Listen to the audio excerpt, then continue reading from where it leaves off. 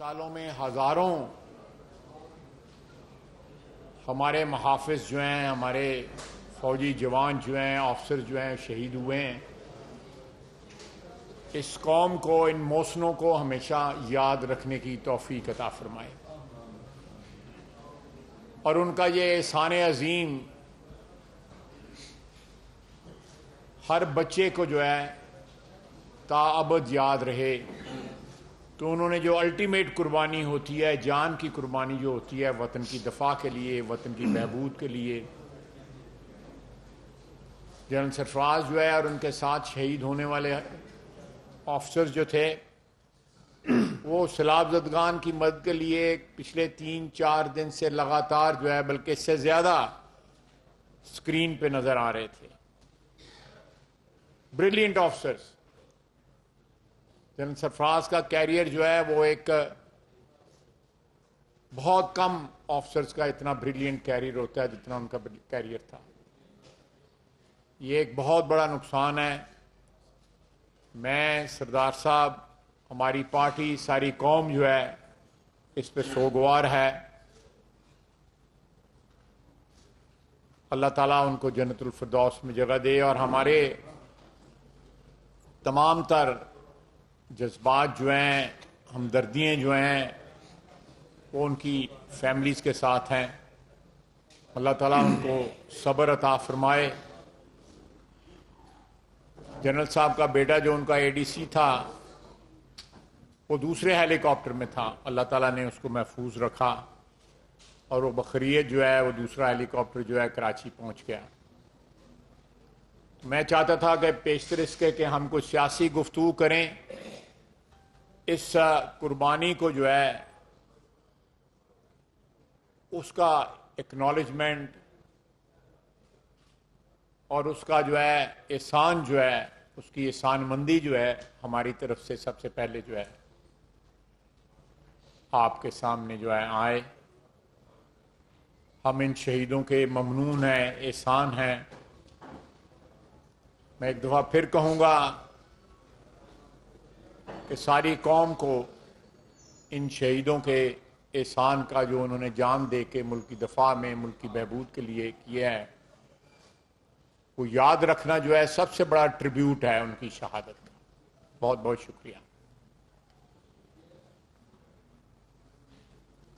मैं आज जो फैसला आया है इलेक्शन कमीशन का, सरदार साहब इजाजत है? सरदार साहब स्पीकर रहे हुए मेरे, मुझे इजाजत लेनी पड़ती है इनसे। तो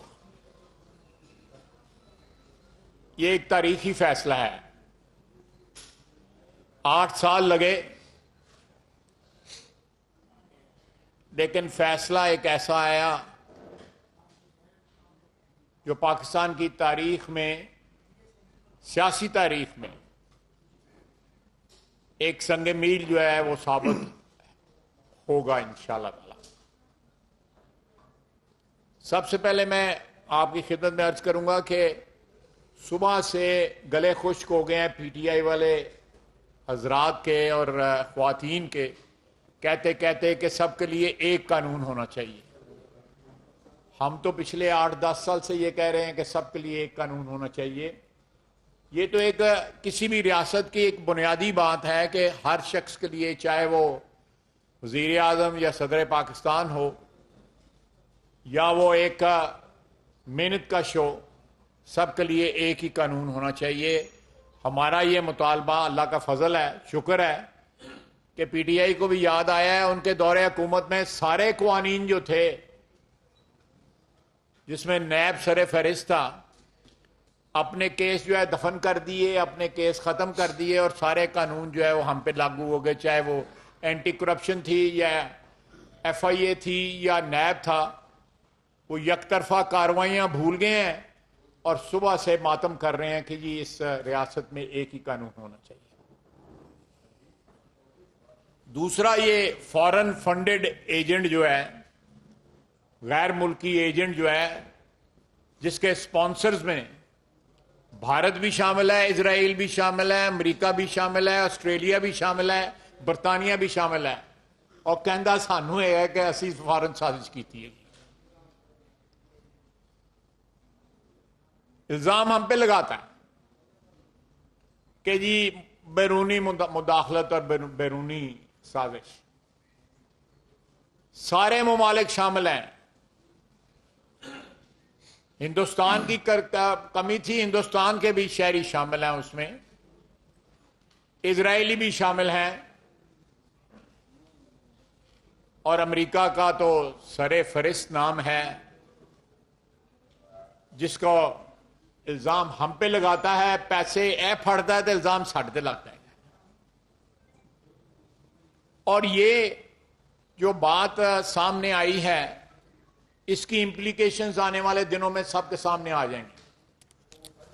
यहां पे एमएनए डिस्क्वालीफाई हुए हैं 10-10 हजार, 20-20 हजार, 30-30 हजार और 40-40 हजार में। मियां नवाज शरीफ के ऊपर 10,000 ना लेने के ऊपर डिस्क्वालिफिकेशन हुई है, ताहयात डिस्क्वालिफिकेशन हुई है। इसने हलफनामा दिया है। हलफनामा जो है वो खुदा को हाजिर नाजर जान के हलफ उठाया जाता है। हलफनामा झूठा दिया हुआ। ये बार बार जो मजहब का टच देता है, इस्लामिक टच जो देता है, उसका ये हाल है। जो हर बंदे को कहता है कि कब्र में भी तुम्हारा हिसाब होगा कि मेरा साथ क्यों ना दिया, और आप शिरक करेंगे अगर आपने मेरा साथ ना दिया। उसका यह है कि हलफनामे झूठे देता है। ओथ के ऊपर जो बात कहता है वो झूठी देता है। कहते हैं जी वो उनके आगे कागज रखा गया था, उन्होंने साइन करना, एडी भी भोली नहीं। आपको भी पता है माल के मामले में इमरान खान बोला नहीं है, ना इक़्तिदार के मामले में। सारी उम्र उसके हाथ लोगों की जेबों में रहे हैं। जब कैप्टन था सारी टीम इसको मीटर कहती थी, जब तक इसमें पैसे ना डालो ये चलता नहीं। ये किताब में लिखा हुआ है उसने, मियां दाद ने।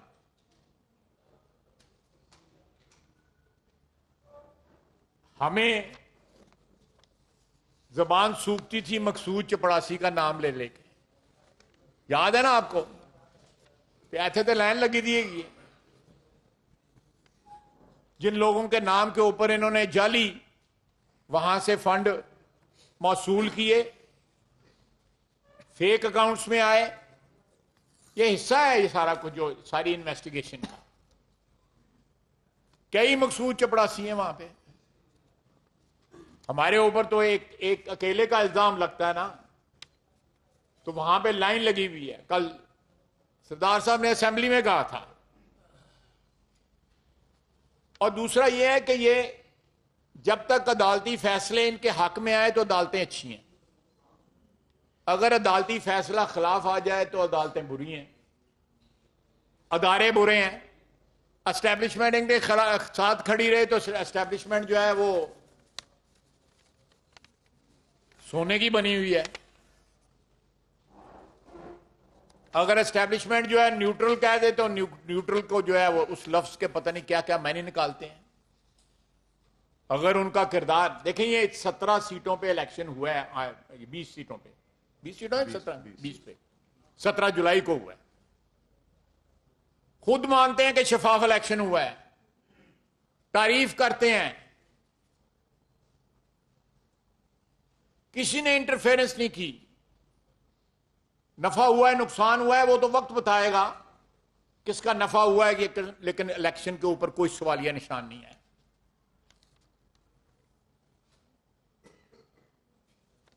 इलेक्शन कमीशन की बार बार बात करते हैं। जब ये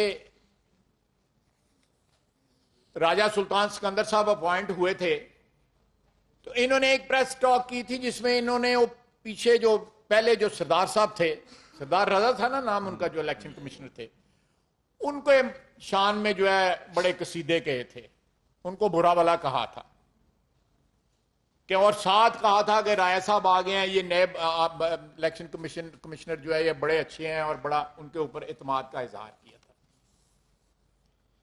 मैं इनकी अपॉइंटमेंट का ऐनी गवाह हूं। मैं पहले भी कह चुका हूं कि बाबर याकूब साहब के मुतल्लक हमारा उनके साथ गिला था कि पिछले 2018 के इलेक्शन में उन्होंने जो रिगिंग हुई है उनकी सरपरस्ती में हुई है। हम बार बार हम पे ये आता था, ये कहते थे, पीटीआई वाले कहते थे कि उनको जो है इलेक्शन कमिश्नर बनाया जाए, हम इनकार करते थे, उस पर डेडलॉक हो गया। मेरे हाथ में इस तरह चिट जो है पकड़ाई परवेज खटक साहब ने, पूछ लें उनसे, किसी प्रेस टॉक में उनसे पूछ लें। मैंने वो चिट खोली, उसके ऊपर नाम लिखा हुआ था राजा सुल्तान सिकंदर साहब का। हमने अपनी पार्टी के साथ, लीडरशिप के साथ, पार्टी के दूसरे दोस्तों के साथ मशवरा किया और हमने वो नाम जो है अप्रूव कर दिया। नाम इन्होंने दिया था, अब मुकरता है कि जी हमारा तो कोई ताल्लुक ही नहीं इस अपॉइंटमेंट के साथ।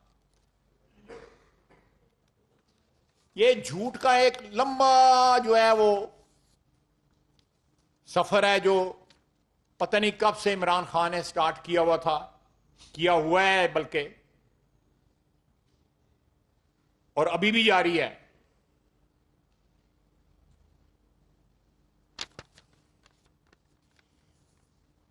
इसने जो अपने आप को, जो हमें कहता है कि हम अमरीकी साजिश की बदौलत इक्तदार में आए हुए हैं, लेकिन आज जब फॉरेन फंडेड एजेंट खुद साबित हुआ है, पाकिस्तान के एक आईनी इदारे ने इसके मुतल्लिक ये अल्फाज इस्तेमाल किए हैं, तो ये समझ आती है कि क्यों हमारी मईशत बर्बाद हुई, क्यों हमारे अदारे मुजमहल हुए, उनको कमजोर किया गया, उनके साथ गाली गलोच की गई।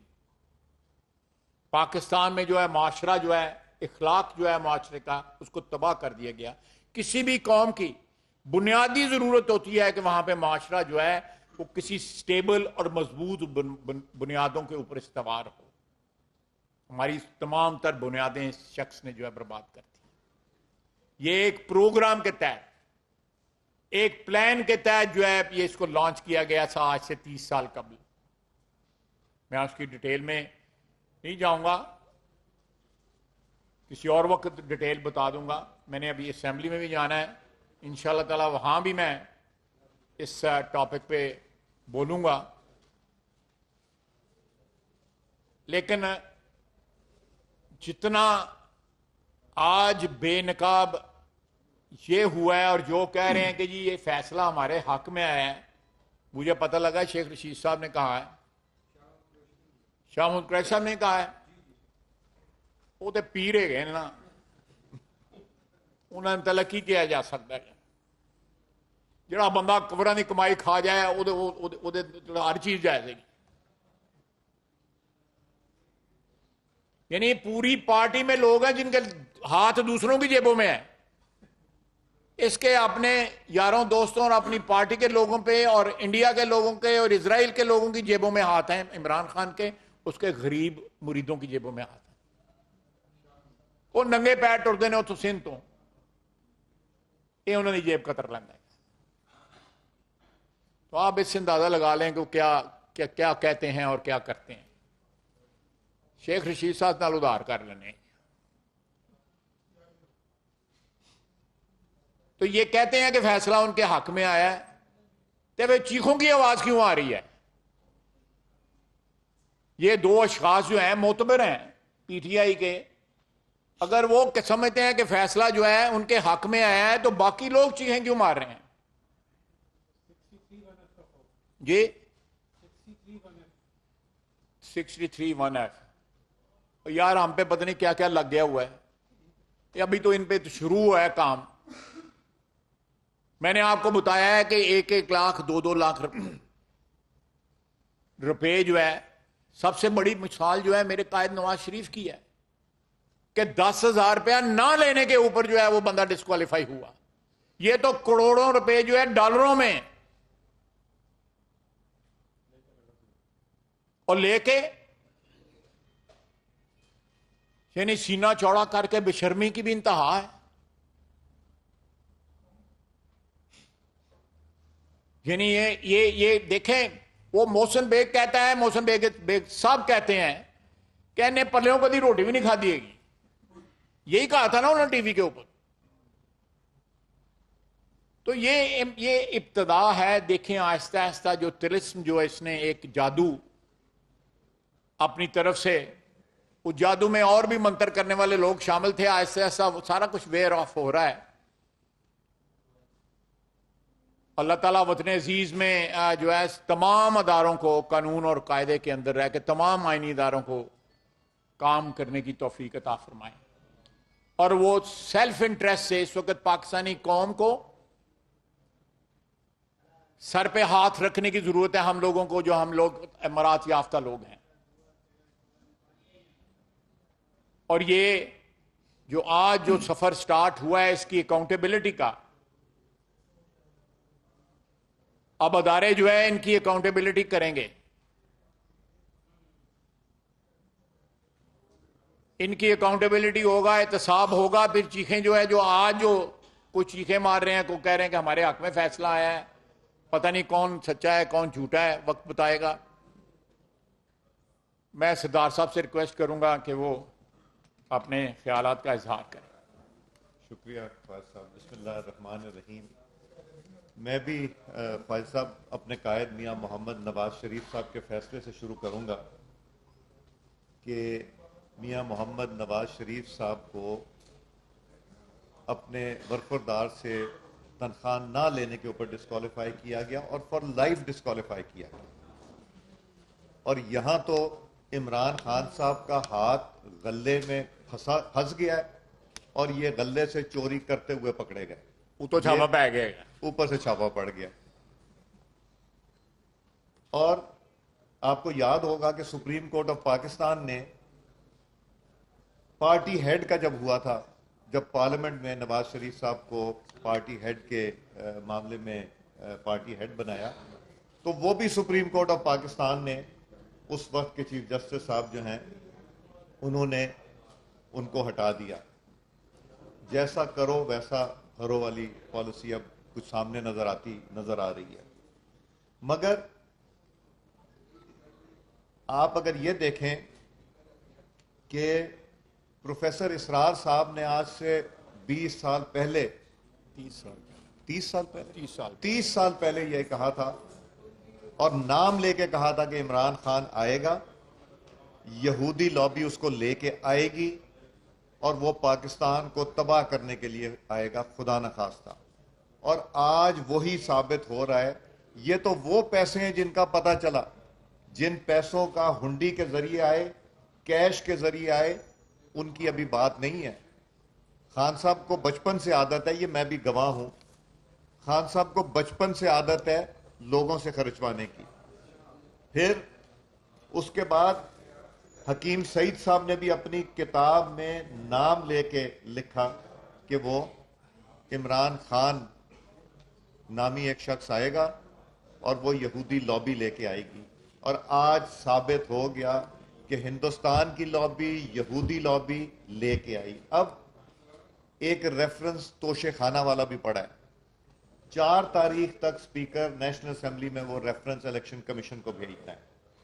एक तो ये जो चोरी पकड़ी गई, और वो 4 तारीख को जब रेफरेंस जाएगा इलेक्शन कमीशन ऑफ पाकिस्तान, तो 30 दिन में उसका भी फैसला होना है। और उस रेफरेंस में बहुत क्लियरली उन्होंने झूठ की बुनियाद पे बहुत सी चीजें की।